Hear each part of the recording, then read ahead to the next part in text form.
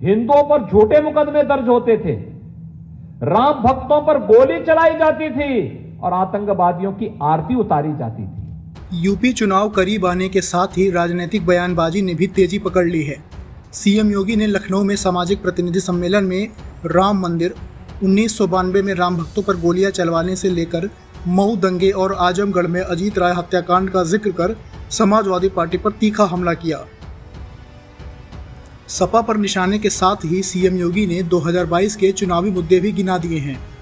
इससे यह स्पष्ट है कि चुनाव में विकास के साथ ही हिंदुत्व का एजेंडा भी हावी रहेगा। सीएम योगी ने सपा को निशाने पर लेते हुए कहा कि जिन लोगों ने राम भक्तों पर गोलियां चलवाईं, क्या आप और हम उनको माफ कर देंगे? सपा सरकार के शासनकाल में आतंकवादियों के मुकदमे वापस होते थे, हिंदुओं पर झूठे मुकदमे दर्ज होते थे, राम भक्तों पर गोली चलाई जाती थी और आतंकवादियों की आरती उतारी जाती थी। क्या यह सच नहीं है? आतंकवाद की ताबूत पर अंतिम कील ठोक करके आतंकवाद को नेस्तनाबूद करने का संदेश दे दिया, और नहीं तो सपा की सरकार के समय इन आतंकवादियों के मुकदमे वापस होते थे, हिंदुओं पर झूठे मुकदमे दर्ज होते थे, राम भक्तों पर गोली चलाई जाती थी और आतंकवादियों की आरती उतारी जाती थी। क्या ये सच नहीं है क्या? 2012 में समाजवादी पार्टी की सरकार आई थी, सबसे पहला दंगा हुआ था कोसी कला में, और सरकार ने सबसे पहला निर्णय क्या लिया था? हमारी सरकार आई, हमने सबसे पहला काम क्या किया? हमने सबसे पहला काम किया किसानों का कर्ज माफी का। और समाजवादी पार्टी ने सबसे पहला काम क्या था? राम जन्मभूमि पर आतंकी हमला करने वाले आतंकवादियों को, मुकदमों को समाजवादी पार्टी ने वापस लेने का निर्णय पहले लिया था। यही अंतर है। योगी आदित्यनाथ ने 2005 में मऊ में दंगों का भी जिक्र किया। भारत मिलाप कार्यक्रम के दौरान अराजक तत्वों द्वारा किए गए पथराव के बाद मऊ में दंगा भड़क उठा था। 2 हफ्ते तक सांप्रदायिक दंगे की आग भड़की थी। इस मामले में मुख्तार अंसारी को जेल भी हुई थी, हालांकि सबूतों के अभाव में उन्हें बरी कर दिया गया था।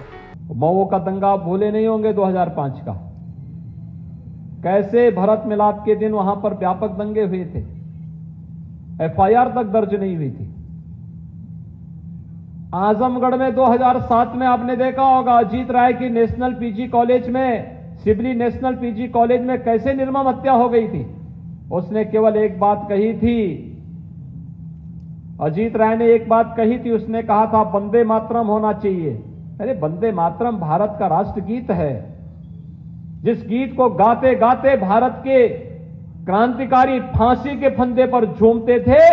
अगर स्वतंत्र भारत में उस गीत को गाने पर कोई सरकार और कोई संगठन या कोई संस्था रोक लगाती है, उसको उखाड़ फेंक देना चाहिए। लेकिन आजमगढ़ में वंदे मातरम नहीं गाने दिया था, अजीत राय की हत्या कर दी गई थी कॉलेज के अंदर। मऊ के दंगे के समय भी मऊ के लोगों को न्याय दिलाने के लिए मैं ही गया था, और अजीत राय के परिवार को भी न्याय दिलाने के लिए मुझे ही जाना पड़ा था। योगी ने अपने ट्वीट में 2007 में अजीत राय की हत्याकांड का भी जिक्र किया। योगी ने कहा कि वर्ष 2007 में आजमगढ़ में अजीत राय की कॉलेज में निर्मम हत्या सिर्फ इसलिए हो गई क्योंकि उन्होंने वंदे मातरम गाने की बात कही थी। स्वतंत्र भारत में कोई सरकार, संगठन या संस्था वंदे मातरम पर रोक लगाती है तो उसे उखाड़कर फेंक देना चाहिए। सपा पर हमला जारी रखते हुए सीएम योगी ने आगे कहा कि वर्ष 2017 में हमारी सरकार आई तो सबसे पहला काम किसानों की कर्ज माफी का किया था। वहीं 2012 में सपा की सरकार आई तो उसने सबसे पहले श्री राम जन्मभूमि पर आतंकी हमला करने वाले आतंकवादियों के मुकदमे वापस लिए थे। यही अंतर है आपकी भाजपा सरकार में और परिवारवादी सरकार में।